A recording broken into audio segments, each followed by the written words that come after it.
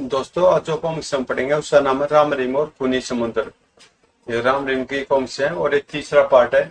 इसका पहला पार्ट है राम रहीम और कत्ल का अभियान। तो पहले आप इसके दोनों पार्टों को पढ़ लेना, तब स्टोरी आपको पूरी समझ में आएगी।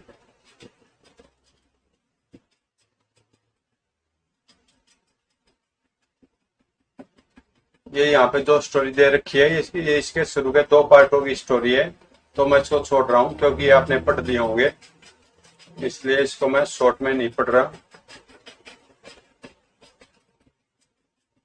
तो यहाँ तक की स्टोरी हम पढ़ चुके हैं, राम रहीम और कत्ल का अभियान, राम रहीम और तबाही और मौत।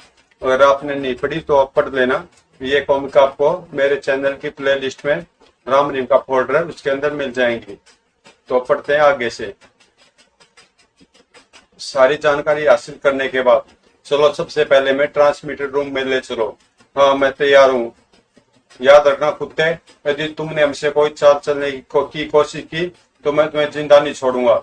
नहीं नहीं, मैं तुमसे कोई धोखा नहीं करूंगा। वह गार्ड राम रहीम को ट्रांसमीटर रूम में ले गया।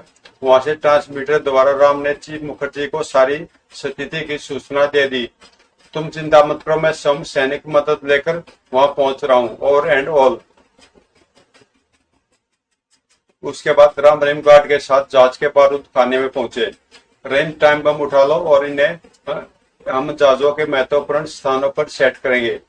राम भैया, तो क्या तुम इन सबको जहाज के साथ मौत के घाट उतारना चाहते हो? मैं जहाज को तबाह करना और इन लोगों को मौत देना तो नहीं चाहता था, लेकिन सोचता हूँ कि यदि कहीं बाजी पलट जाए तो ये लोग बच कर नहीं निकल जाएं, खासतौर पर हमारे घर का भेदी और गद्दार मिस्टर एक्स। फिर ठीक है। फिर राम रहीम ने मिलकर समय सेट करके टाइम बम बारूद खाने समेत जहाज के कई महत्वपूर्ण स्थानों पर फिट कर दिए। अंत में, तुम्हारी मदद का बहुत बहुत शुक्रिया गार्ड, लेकिन अफसोस है कि हम तुम्हें भी होशोहवास में नहीं छोड़ सकते। नहीं नहीं, मुझे मत मारो। हम तुम्हें मारेंगे नहीं, सिर्फ बेहोश करेंगे। टाक आओ, अब दूसरों को मजा चखाने के साथ साथ यहाँ से निकलने का भी प्रयास करें। ठीक है, चलो। उधर एक शानदार कैबिन में, हा हा हा, आखिरकार हम अपने मिशन में कामयाब हो ही गए मेजर। सुबह तक हम तुम्हारे देश में पहुंच जाएंगे। ठीक है, तो मैं राम रहीम की गिरफ्तारी से बहुत खुश हूँ। इसके लिए मैं अपनी सरकार से तुम्हें तगड़ा इनाम दिलवाऊंगा। तभी गजब हो गया सर, गजब हो गया। क्यों, क्या हुआ? हिंदुस्तानी लड़ाकू जहाज हमें तीन ओर से घेरते हुए आगे बढ़ रहे हैं। क्या बकते हो? गार्ड के साथ दोनों दौड़कर डेक पर पहुंचे। फिर जो दृश्य उन्हें दिखाई दिया उसे देखकर उनकी सिट्टी पुट्टी गुम हो गई। ओ माय गॉड, ये सब कैसे हो गया? हमारे जहाज के बारे में हिंदुस्तानी फौजों को कैसे मालूम हो गया? जरूर यहाँ कोई गड़बड़ हुई है मेजर। तुरंत राम रहीम को चेक करवाओ। जाओ देखो मैं वे दोनों हिंदुस्तानी छोकरे कैद में है या नहीं। Yes sir. लेकिन इससे पहले कि वह गार्ड वहां से जाता, सर गजब हो गया। ओह, अब क्या हुआ? सर, वे दोनों हिंदुस्तानी छोकरे कैबिन से गायब है और हमारे गार्ड बेहोश पड़े हैं। क्या? वो सब गुड कवर हो गया मेजर। अब मुझे विश्वास हो गया कि यह सब मुसीबत उन्हीं दोनों की लाई हुई है। यदि हम मरेंगे तो वे दोनों कुत्ते भी जिंदा नहीं बचेंगे। भारतीय फौजों से तो मैं बाद में निपटूंगा, पहले मुझे उन दोनों से ही निपटना है। वे दोनों छोकरे भी जहाज में ही होंगे। उन्हें ढूंढो और देखते ही गोली मार दो। Yes sir.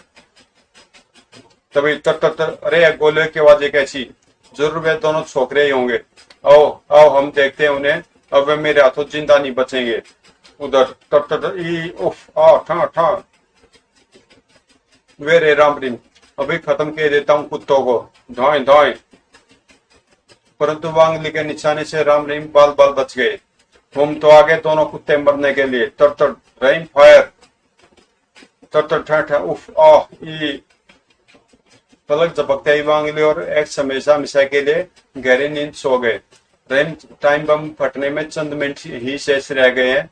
अब और कोई चारा नहीं, समुद्र में कूद पड़ो और जितनी जल्दी हो सके जहाज से दूर हट जाओ। वो दोनों फायरिंग करते हुए रेलिंग की ओर हटने लगे। और रेलिंग के निकट पहुंचते ही कूद जाओ रहीम। तर छपाक। धाए धाए तर। ठहरो दोस्तों, क्यों बेकार अपनी गोलियां खराब करते हो? उन दोनों ने तो समुद्र में कूदकर खुद समुद्री जीवों को अपने मांस की दावत दे डाली है। अब समुद्री जीव उनसे स्वयं निपट लेंगे। अब हम दुश्मन सैनिकों का मुकाबला करने की तैयारी करते हैं। ठीक है, चलो। इधर राम रहीम पानी में कूदने के साथ ही एक बार तो काफी गहराई में उतरते चले गए, लेकिन कुछ देर बाद फिर उन्होंने ऊपर आकर पानी से सिर उबारा। अरे, उन लोगों ने इतनी जल्दी हमारा पीछा छोड़ दिया। मेरे विचार से उन लोगों ने यह सोचकर हमारा पीछा छोड़ दिया होगा कि हम वैसे समुद्री जीवों का आहार बन जाएंगे। फिर हमारे युद्ध पोतों ने उन्हें घेर जो लिया है, उनसे भी तो उन्हें मुकाबला करना है। से बेचारे मुकाबला करने से पहले ही ढेर हो जाएंगे। उन बेचारों की चिंता छोड़ो रहीम, और अपनी चिंता करो, कहीं उन बेचारों के साथ साथ हम भी ढेर न हो जाएं। चलो, जितनी जल्दी हो सके तैरकर जहाज से कुछ दूर हट जाएं, बम फटने ही वाले होंगे। वो मैं तो टाइम बमों के बारे में भूल ही गया था। चलो। दोनों जल्दी से तैरते हुए जहाज से दूर होने लगे और कुछ ही देर बाद ध्रुम फ्रॉम फ्रॉम फ्रॉम दुश्मनों का युद्ध बहुत तबाह हो गया। इसमें शायद ही कोई जिंदा बचा होगा, और अगर जिंदा होगा भी तो मर जाएगा। उधर जब भारतीय युद्ध पोतों ने भयानक विस्फोटों के साथ उस जहाज के परखच्चे उठते देखे तो वह हैरान हो उठे। अरे, यह क्या हुआ? क्या दुश्मनों ने अपने आप को चारों तरफ से घिरा पाकर स्वयं ही अपने आप को जहाज समेत नष्ट कर दिया है? मैं सूचना मिली थी कि उस जहाज में राम रहीम नाम के 2 लड़के भी हैं। कहीं वे भी ऑन हो, ऐसा हुआ तो गजब हो जाएगा। अन्य जहाजों के अधिकारी भी चिंतित थे। ठहरो, मैं सारी स्थिति की सूचना हेडक्वार्टर भेजता हूँ, फिर वहां से जैसा आदेश मिलेगा वैसा ही करेंगे। हेडक्वार्टर में सूचना देने पर सभी जहाजों को आदेश मिला। दुश्मनों के जहाज को राम रहीम ने नष्ट किया है, और जरूर उन्होंने उसके नष्ट होने से पहले वह जहाज छोड़ दिया होगा। उन्हें पानी में तलाश करो। तुरंत सभी जहाजों ने राम रहीम की खोजबीन आरंभ कर दी। उसी समय एक भारतीय फौजी हेलीकॉप्टर भी आकाश में मंडराया। उस हेलीकॉप्टर पर स्वयं चीफ मुखर्जी थे। उन होनहार लड़कों ने दुश्मनों के पोत को तो नष्ट कर दिया, लेकिन वह स्वयं कहाँ है? पायलट, हेलीकॉप्टर को और आगे ले चलो। Yes sir.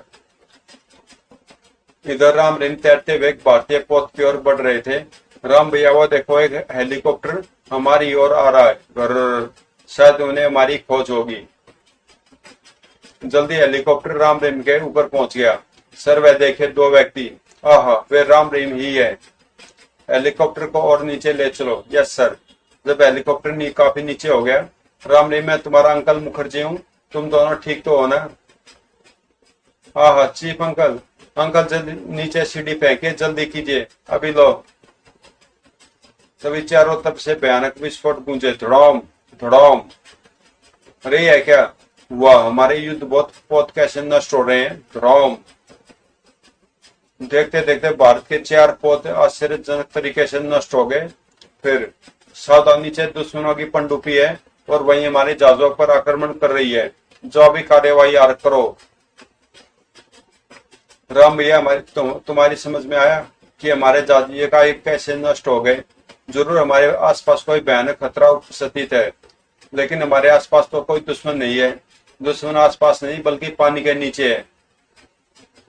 यानी तुम्हारे कहने का मतलब पनडुब्बी? हाँ, सावधान हो जाओ, हो सकता है वह हम पर भी आक्रमण करे। बाप रे, फिर तो गजब हो जाएगा। वे दोनों हिंदुस्तानी छोकरे, सालों को पकड़कर नीचे खींच लो, लेकिन ध्यान रहे वे मरने नहीं चाहिए। समझ गए? उन्हें पानी के भीतर खींचते ही हमें उनके चेहरे पर ऑक्सीजन मास्क चढ़ा देना है। जबकि ऊपर लो राम रहीम, तुम दोनों जल्दी से ऊपर आ जाओ, शायद नीचे कोई भयानक खतरा छिपा हुआ है।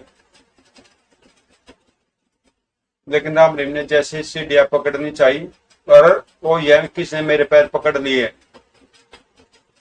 क्या हुआ राम रहीम, रुक क्यों गए? जल्दी से सीढ़ी पकड़कर ऊपर आ जाओ। चीफ, खतरा। गड़प गड़प। देखते देखते राम रहीम पानी के भीतर समा गए। राम रहीम, उफ, क्या हुआ उन्हें? सर्वे अचानक सीढ़ी पकड़ते पकड़ते डूब कैसे गए? वे डूबे नहीं, जरूर उनके साथ कोई घटना पेश आई है। तुम इस मिशन के कमांडर इन चीफ राजप्रिय से कहो कि वे उस स्थान पर गोताखोरों को उतारे। वो समुद्र के आसपास का चप्पा चप्पा छान मारे। राम रहीम हर हालत में मिलने चाहिए, वह भी जिंदा। जल्दी करो। Yes sir. अगले पल पायलट युद्ध पोत के कमांडर से संबंध शांत रहने लगा। Hello hello commander in chief. संपर्क स्थापित होते एक पायलट ने कमांडर इन चीफ को चीफ मुखर्जी का निर्देश सुना दिया। ठीक है, मैं अभी गोताखोरों को उन्हें ढूंढने का आदेश देता हूँ। जल्दी ही एक जहाज उस स्थान पर पहुंचा जहां रामरिम पानी में समाये थे और उसमें से दसियों निपुण गोताखोरों ने पानी में छलांग लगा दी।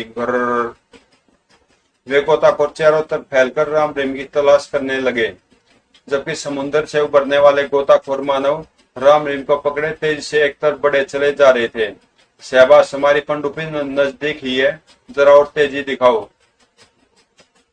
शीघ्र वे गोताखोर अपनी आणविक पनडुब्बी के निकट पहुंच गए।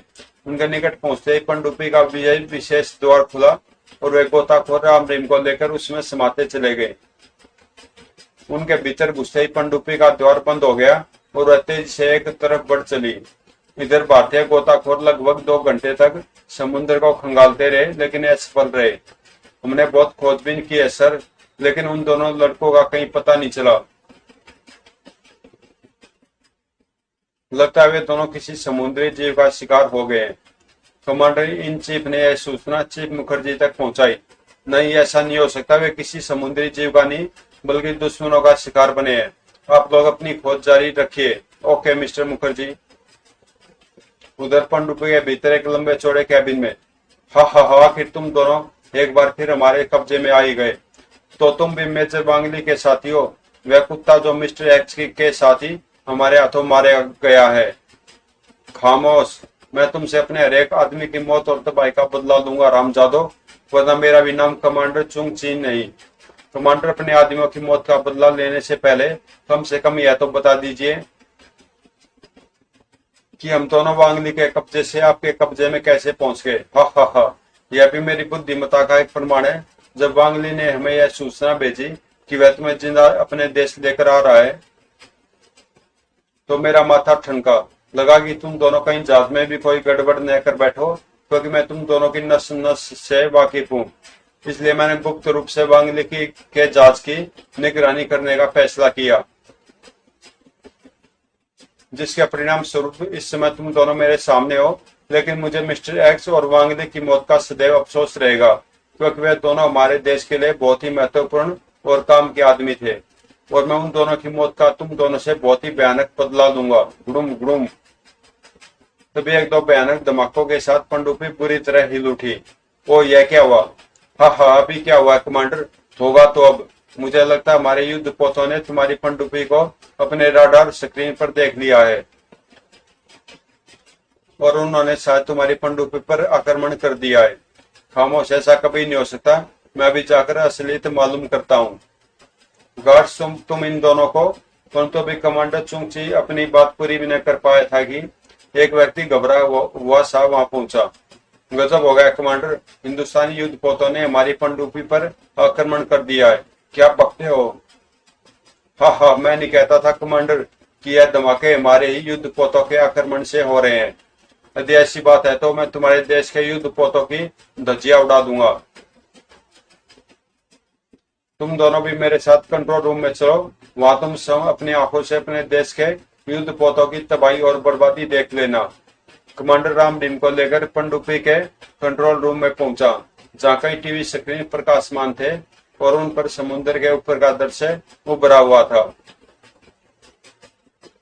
राम का कहना ठीक ही था। भारतीय युद्ध पोतों ने दुश्मनों की पनडुब्बी को अपने राडार स्क्रीन पर कैच कर लिया था और यह आक्रमण उसी का परिणाम था। ध्रुम ध्रोम कड़कड़ ध्रोम ध्रोम। यह तो देखा तुमने अपने लड़ाकू जहाजों का आक्रमण, अब देखो हमारा जवाब। कर्नल वुन चुन, ऑपरेशन स्टार्ट करो। Yes comrade. कर्नल के हरकत में आने गया अगले ही पल पनडुब्बी से कई रॉकेट एक साथ निकले। शू और धड़ाम धड़ाम धड़ाम। पलक झपकते ही बाज के 3 युद्ध पोतों का समुद्र की छाती से नामो निशान तक मिट गया। जबकि अपने युद्ध पोतों की विनाश लीला देखकर रामरिम की आंखों में खून उतर आया, जबकि कमांडर भयानक ठाके लगा रहा था। हा, धड़ाम। सबको टीवी स्क्रीन की ओर आकर्षित देख अचानक राम रहीम के मध्य आंखों ही आंखों में कोई इशारा हुआ और अगले ही पल तड़ाक तड़ाक उफ हवा। फिर इससे पहले कि वहां मौजूद गार्ड संभल पाते, राम रहीम ने बड़ी फुर्ती के साथ उनकी गन झपट दी। आ ई और गन हाथ में आते तर आई उफ आ। सारे गार्डों को समाप्त करने के पश्चात राम रहीम ने कमांडर को भी नहीं बख्शा। तर आई। उसके बाद कर्नल, यदि तुम्हें अपनी जिंदगी प्यारी है तो चुपचाप और जल्दी से पनडुब्बी का ऊपर ले चलो, वरना नहीं मुझे मत मारो, जैसे तुम कहोगे मैं वैसा ही करूंगा। तो चलो जल्दी से पनडुब्बी का ऊपर ले चलो। साथ ही पनडुब्बी में मौजूद अपने तमाम आदमियों को आदेश दो कि यदि उन्हें अपनी जान प्यारी है तो वे भारतीय फौज के आगे आत्मसमर्पण कर दे। ठीक है। कर्नल ने राम के आदेश का पालन किया और पनडुब्बी को पानी की सतह पर ले आया। पनडुब्बी के ऊपर आते ही भारतीय युद्धपोतों ने उसे चारों ओर से घेर दिया। राम रहीम पनडुब्बी का ऊपरी द्वार खोलकर कर्नल के साथ पनडुब्बी के सबसे ऊपर गुंबद में पहुंच गए और शीघ्र ही भारतीय सेना पनडुब्बी पर चढ़ गई।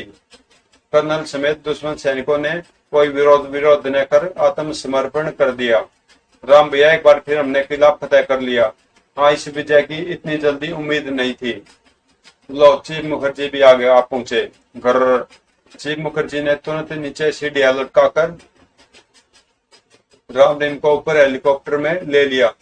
तुम अंदाजा नहीं लगा सकते बच्चों कि तुम्हें सकुशल देखकर मुझे कितनी खुशी हो रही है। और जब राम रहीम ने उन्हें सारी कहानी सुनाई तो उनका मस्तक गर्व से तन गया। तुम धन्य हो भारत माँ के सपूतों। भारत तुम्हारे इस महान कारनामे को युगों युगों तक याद रखेगा। तो दोस्तों, कॉमिक्स यहीं पे समाप्त होती है। अगर आपको अच्छी लगी तो प्लीज चैनल को सब्सक्राइब कर देना, अगर आपने सब्सक्राइब नहीं किया तो। और मिलते हैं किसी और कॉमिक्स में।